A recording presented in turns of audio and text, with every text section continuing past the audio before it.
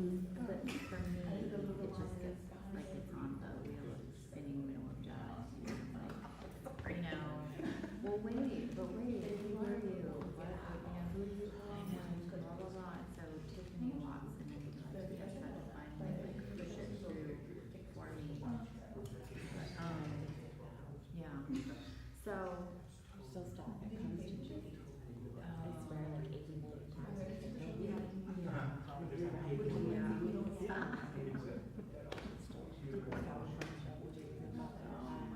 Like it's just yeah, well, $12. easy things in my only happens. Like now I really go into a black hole. You know what? Nobody has said no, I'm not sure. I'm not sure yet.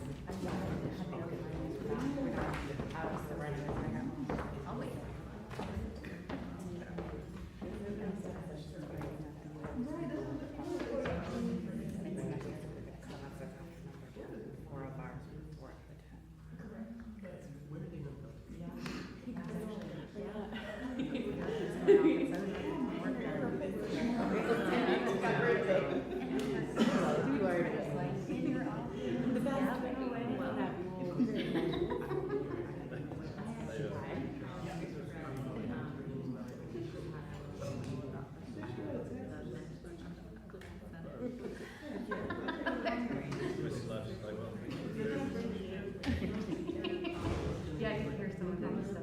Oh, I heard that there's in my class. I was like, what is no one even know I'm doing a job? because you are you. What are we this job at? Yes. That's the job. It's like, oh my God, hard today. They're coming out. Yeah, it's a huge job. And it's normally I do at least when I just they ask me like, Oh, and I didn't like I don't know. I just like your family one by one. They have to pay 10 all semester. So only one person asked a discussion question that night. And I was like, okay, I'm gonna do something different. And I just had to like fire off like questions and like build on the questions. And then I just kind of went through and addressed them and whatnot. But I overheard that. And so today I didn't do exactly that, but I did like send a problem back and I had them write a question on a piece of paper and send it to coordinator. They had to write either and then face off that question and I did it 3 times and then collected them all and we talked about them. So I'm thinking now where it seems like maybe they don't all the discussion questions I've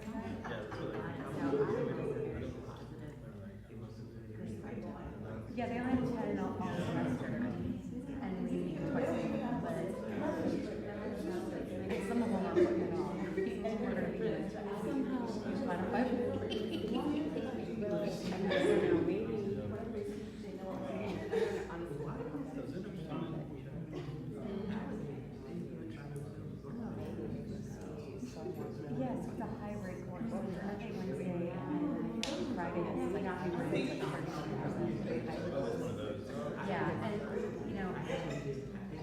I always find hybrid classes are basically courses where I just give them like 10 extra long homework type things. It's just everything for a week and complete and I'm learning about them. So I'm like, here it is Sunday. And I just do a journal. A meeting with questions or anything you can write in there. I think it's okay, probably it's okay or so. To respond to it well. Like that. Trying to make it cool, like, accept. But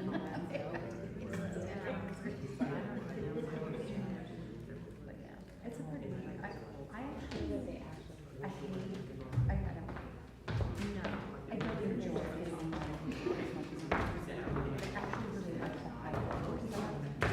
Hello, everybody. Good evening. Can you hear me okay? Yes. Good. I am Nick Norwood. I am the director of the Carson McKellar Center for Writers and Musicians. I'm also a professor of creative writing here at Columbus State. Welcome. Thanks for coming. For our third David Diamond Reading and Recital series event of the year, our first of the spring semester, we will have another one, the last one of the year, on April 1st, Wednesday, also at 6 p.m. here in Studio Theater of the River Center. I just wanted to tell you, the series is named in honor of David Diamond, the famous composer, who was also a very close friend of Carson McKellar's and actually wrote pieces, set some of her work. And so since this is a joining of literature and music, we named it after David Diamond. As you probably already know, the series involves a joint presentation by a creative writing student from the creative writing program here at Columbus State and by a student or small ensemble from the Schwob School of Music. Tonight's performance features creative writing student Ivory Alexander, who will be reading from her original poetry and prose, and Schwob School of Music classical guitar studio student Matthew Kuplak, who will be playing 3 short pieces from the classical guitar repertoire. And just to let you know, Matthew will begin the performance. He's going to play 1 short piece, and then Ivory will come and read her work, and then Matthew will close out the performance with a performance of 2 shorter pieces. So, again, thank you for coming. Please welcome Matthew Kuplak.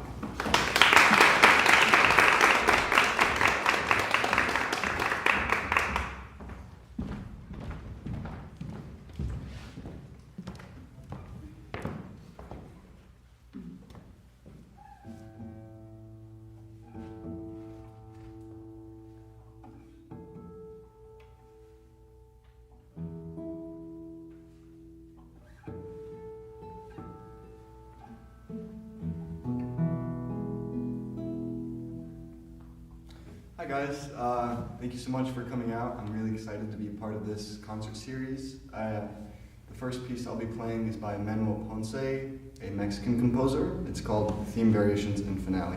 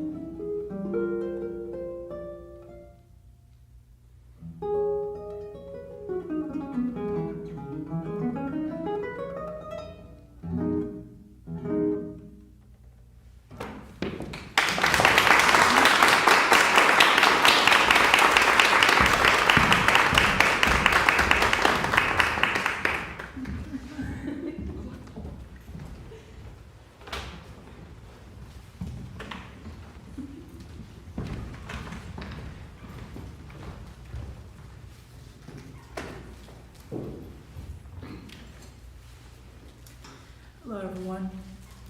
You can all hear me good, right? So my name is Ivory Alexander, and I'll be reading from two pieces tonight, one of which is, the first one is a historical fiction and horror piece, and then the second one is a short poem. So this one is called He Said Go to the Devil. On the night of the orchestra, in the year 1895, I was renewed by the sun when I realized my purpose. I had been asked to sing by a bishop in rich orange and purple cloth, his taunting bronze dimples winking at me, mingled with secret passion as I came into the wide meadow. The trees bent and crawled in the form of a cross, burnt silver, a nervous pallor wafting from their trunks. An imp-like man with rabbit ears guided me to my seat, a sharpened rock smooth for my comfort. Bits of honey plucking from a violin dropped from the air. In an earlier rehearsal for my performance, I had to force these amateur martyrs to play to the movement of my hips and call to attention my golden tipped toes. I unwrapped the black blindfold over my eyes and slapped away his hand, his lower lip assuming a nasty pout. I pushed aside a fat man full of Mary, shuddering as the bishop laid his oiled hands upon my back.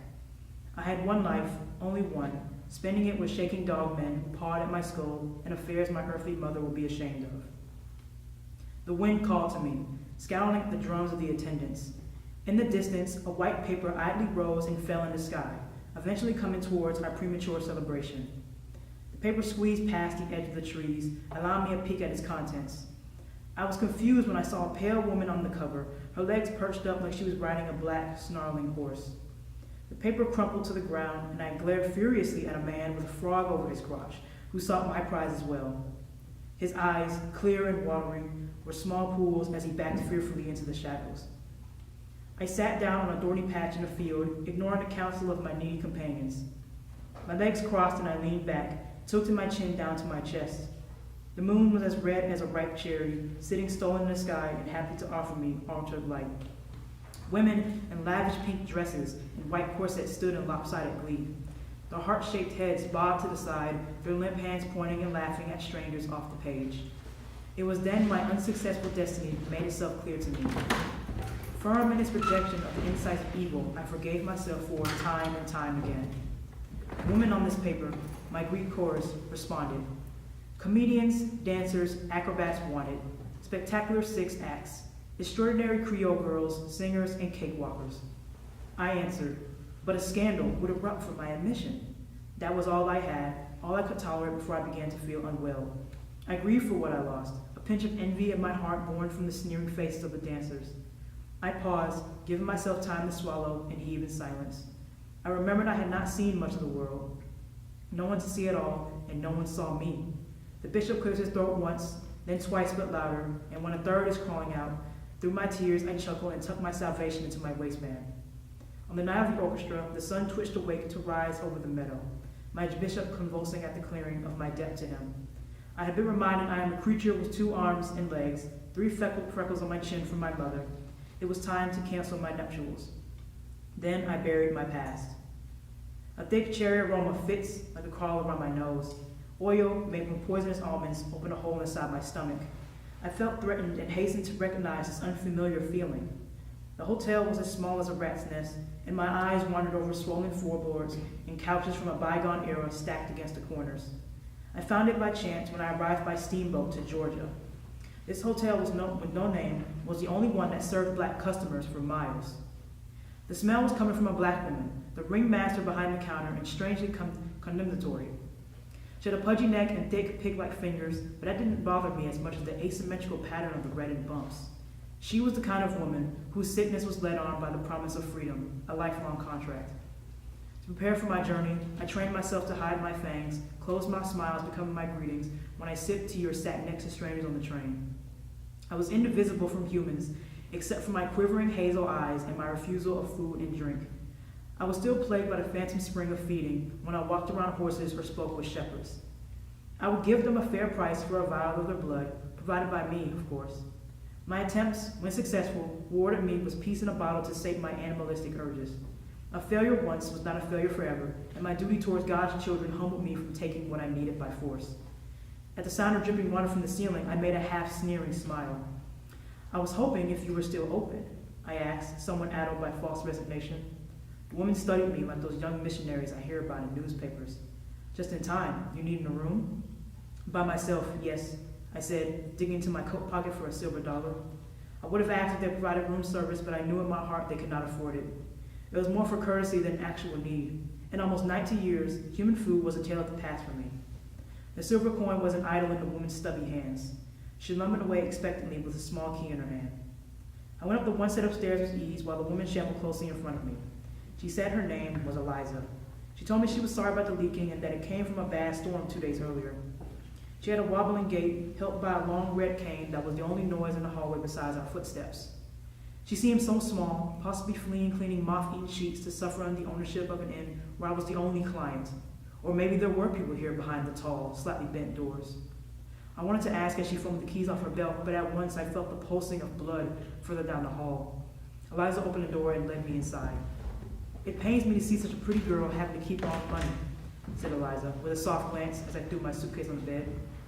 I did not answer right away, feeling the bird-dimpled curtains and turning to stare at her suddenly kindly face. You're running from someone, aren't you? She said. I retreated slightly. I'm only here to rest. I'll be on my way in the morning. That all the money you have? She sounded confused. My daddy died last spring. That little change I had, he saved up for me, I admitted. That was only half the truth. Yes, my father passed away in the spring. In 1796, I held his hand by a dwindling fire as sickness finally summoned his soul to our Lord. His snow-white, tiny curls clung to his wet forehead, the gentlest of smiles on his face, his eyes closed to the winter breeze outside. I was shy of 14 and still practicing the alphabet in the corner of our cabin. Father kept a sack behind a barn far from our master's house. I dug it up and hid it after I buried him in Guadalupe. Eliza rubbed her hands. You look a bit young, so I hope you don't mind me asking. No husband waiting in the city? No, ma'am. We don't need to be so scared. This is a safe place. I knew how strange it was to haul my body across salty seas, learning English over the years to read any worn map I could find, not binding my breasts, for lowering my voice painted me as a novice. I, however, had nothing to fear. I crouched and threw off my boots, placing them by the yellow bedside table. I could ask my son to come check on you, said Eliza. He's a nice boy, not much older than you are now. He can help with whatever you need. He stays with you? He takes care of the handiwork, chopping wood and things like that. That would make me feel safer. Eliza's shoulders relaxed, and she tapped the end of the wooden headboard with her nails. She limped towards the door. Well, good night now, she said. I'll be downstairs. I didn't light the candle, instead folding my legs into my stomach and turning aside to lie in the moonlight. It was not that I did not want to wrap my arms around his neck and show him I really care, to tell him how ill I am and how much I needed him. I shouldn't do it. It would do me no good in hurting him. He wouldn't need to fight back. I just need to get a taste, just a little to keep me going. I ran the scenarios in my head, my heart, which no longer beat, dwindling in distress. The moon was still white in the sky when my door opened. The heavy feet reminded me of my mother's when she would come in my room to wake me for breakfast. The boy, who had round brown eyes, reminded me of the purple undertones of my mother's dark skin, warm and bruised. When I rose up and touched his chest, it reminded me of the days I spent alone, untouched, and coming to the realization I would only reunite with my mother and father when the world strangled itself into the dismal twilight. I hugged his shoulder, bit his neck, and returned this lost lamb to his mother. No death pouring into my heart, my lips rusty with blood, and my life unmoored on its course. The theater house was blocked by a funeral procession of mindless dock workers and white women sucking on lollipops in big fur coats. Their bodies packed together like sardines in the October rain, with no gaps for me to squeeze in and make my way across the road. They ignored the building, stuck in the middle of the street, with persistence behind their eyes. Eden, a name I thought poorly chosen because of its ramshackle hiding place, and its presence on a big white sign on the front must have fished for their ire. My nerves ran asunder as the aroma of sweat and mucus congealed, but I remembered I was here to perform, not indulge. I had my fill back with Eliza's son, who I left with a cheerful goodbye. Eliza was sad to see me go. They would see me soon, laughing with me as the custodians swept their seats. After a few bumps in the wetsuits and escaping unpleasant red-lipped curses, I burst into the Eden Opera House, only to slam in the bare brown skin and nude stockings. My suitcase fell on the white carpet, just as dumbfounded as me by the obstacles in our way. I silently looked up into the face of a younger black woman, fish-eyed and brooding like a mother hen in her short black dress and top hat. Eden scratched us both with its deep blue interior and unaligned photographs, each one with full teeth flying high out of the frames. The pictures led to a double swing door where folks came in and out of with distant frowns. I shook my head at the woman as she moved to grab my bag. I wished her well and picked up the loose threads of my long dark braid. Looking past her, I focused on the entrance. It felt like hours. Me and the woman didn't speak. She went through, but stayed longer. I swayed on my heels, 50-cent prices mock innocent on the glass case of the ticket booth. The whispering behind me didn't interest me. I only cared about who was behind that chestnut door. The woman was hustled back through, her wide smile riding high on the excitement of acceptance. She noticed me and, not wishing to leave me out, gave me a shy wave with the swiftness of a fox's tail. I hesitated before giving her what she wanted. I will find her later. There was something naive about her. It was my turn. The syrupy scent of leather emerged through the door, no doubt from the manager. I checked my nails and flexed my fingers, though I had no intention of using them. I disliked bloodshed. Too many nights washing out stains on my dresses until they became permanent on my soul. A tall man ducked under the frame and beckoned me close. His bent nose twitched, giving me the signal to either follow or turn and run. I chose to walk after him in joy, my guide to starlight. The door shut behind me, and I was face to face with the reason I came all this way. He had the face of a miniature horse, long with an underwear white scar down the middle of his nose, dangling like a hook, and was as if it begged me to look at it. His faded wound was fighting with his delicate high cheeks. The man wore a small brown suit, stained by a decade of lament and sourced from some rundown storehouse. I sat before him with my worn suitcase, cigar smoke passing from my eyes to his, and my triumph began to leave me. He rolled his tongue over his teeth, but still his solitude remained strong. I came here from France, I said shakily, speaking first. It has been a tiring journey. I noticed the laugh lines before his mouth went thin. He flicked some ash on the floor. Can you dance? I practice every day, sir. I can last a long time, I said. I spoke the truth. You, he replied, are a foreigner. My accent vanished over years of separation from my native roots, an intruder before that, hailing from my days as a slave girl. A Georgian dialect had not yet melted within my bones. I swallowed, feeling primitive as I pushed my feet together and avoided the eyes of the painting scattered on the walls. Many girls, like you, come in and tell me they can dance, the man said lazily. He jiggled his foot over his knee, scratched his white temple, and sat up a little straighter in his exotic chair. I need a girl who can do more. A girl who has grace. Not daddy's choir girl grace, real grace. I have grace, I said, copying his movement. Show me. I had not yet weaned off the blood of Eliza's son. With the vigor of a newborn lamb, I stood and pushed back my chair, giving myself room as I ran over my routine. I was wide in the middle, my age frozen to be plucked in abundance during all 4 seasons. I knew how to sell myself, never leaving anything too obscure. His eyes, a vulgar blue, followed me with his pet tobacco. I imagined myself at the rock's edge back in the middle, ready to dance with the devil with no fear. I smoothed out my black dress. I lifted my foot with intent. I give a closed-mouthed smile. I brushed the black ringlets of the wig, throwing strands of it back, while placing straight bunches on my chest. Golden hoops, my personal affixation, dangled on my ears, shining like little twin suns. It was natural that I wanted to stick out. Under the false light, I would need a speck of grace, a dash of beauty to carry me to heaven. Hunger lingered in my stomach, desperately calling attention to the blood trapped in these girls. I grinded my fangs. I slowly patted a red cushion of blush onto my face to distract myself. I needed a virginal glow, a softness I lost to the murderer that was wandering time. I was a stealer of virtue too, fleeing a life of darkness for laughter. The mirror was of no help, so I based my makeup on the glossy book of songs I propped up on the desk. No one witnessed the treats of my misery. This stage would be my first trial for my role as a dancer, and I was eager for the rules to be given. I did not care if it trapped my soul, sustaining my body past the barrel lights of the stage. The manager's name was George Sherman, and the guard I learned was named Gabriel. I wanted to prove I would not be a nuisance to George or the girls. I pulled on the wild blue feathers attached to my hips. An eternal girl could be offered as a sacrifice for the comforts of poking at a soft belly and pinching pear-filled cheeks. I remembered her, my grim mistress, harshness made mortal. She kept me to an endless schedule, scrubbing my white teeth, forcing my slender feet into tight slippers, and feeding me cherry pies at empty dinner tables. Those lunches were only a small part of my despair. In her presence, I read to her on lemon-colored sands and held back tears when she beat me for the littlest mistakes. The first years of my undeath was a maze. I was conquered again and again. That was not the first evil done to me, and would not be the last. One night, when we left her home for a short vacation in the countryside, I had threatened to pickle her lips and string up her veins like a puppet in the greenhouse, after she slapped me across the face with a fire poker. I had found within me my dignity. My fangs overwhelmed my mouth with its length and girth. She foolishly hit me again, the status quo beating like a drum in her heart. When I killed her, I made good on my promise. I left her despite my greed. She's probably still there, lying like a prophetic plate, hidden from sight in that barren cottage. My soul had become a bowl for the saint who killed me. In 1800, several months after my failed burial, a woman wished to paint me. She pulled down my dress, but I did not protest, for the paintings would be held as executions of her divine will. My stillness was willing. I was tempted to get a taste of her, so great was my need for the quietness of the soul. Yet my life had not really begun. I held back, believing myself decent, returning years later, hoping for a connection.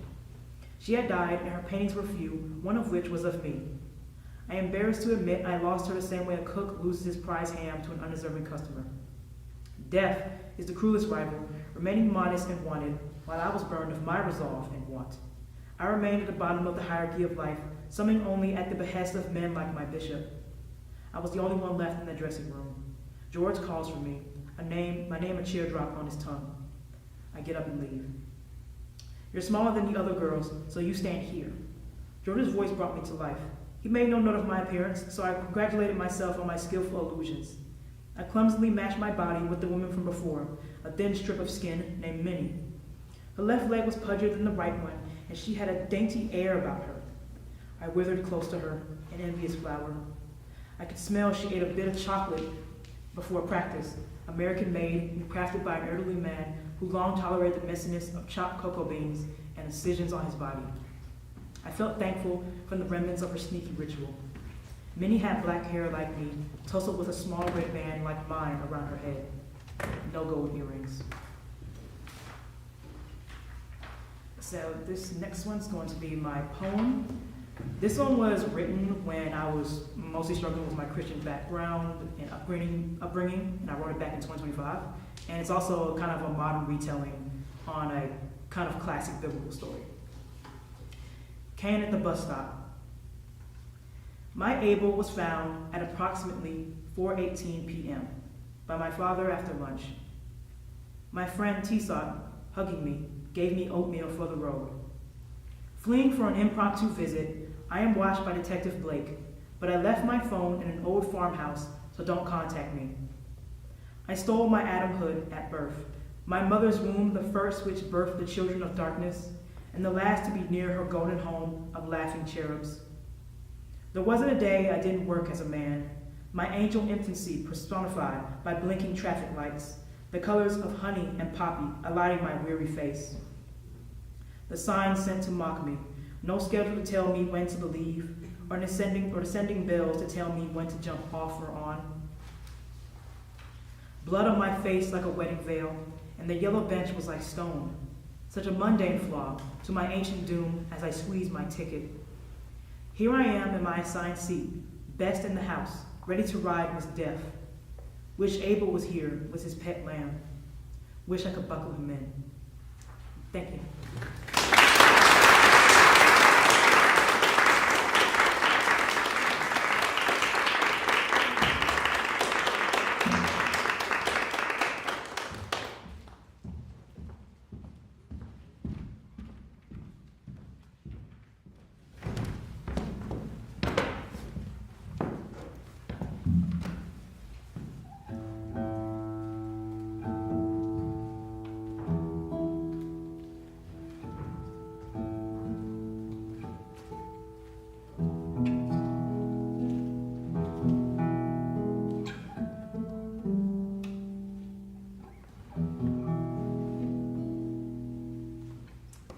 The next piece I'm going to play for you guys is a nocturne by Frédéric Chopin. It was originally written for piano, but over winter break I arranged it for guitar.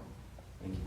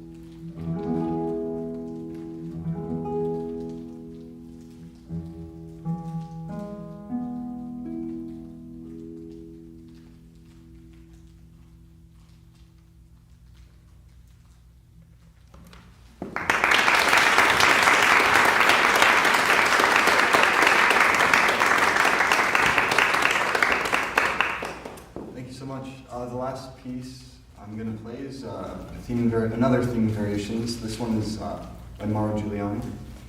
Thank you.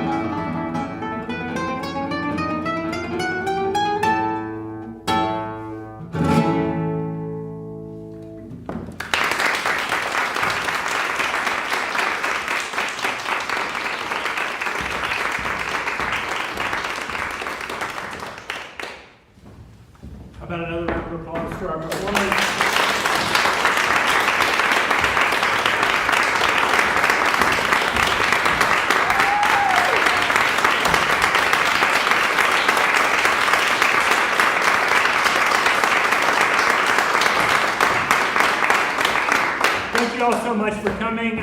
Stay tuned. We're going to have another one of these events on Wednesday, April 1st. So check your email. Thanks again for coming.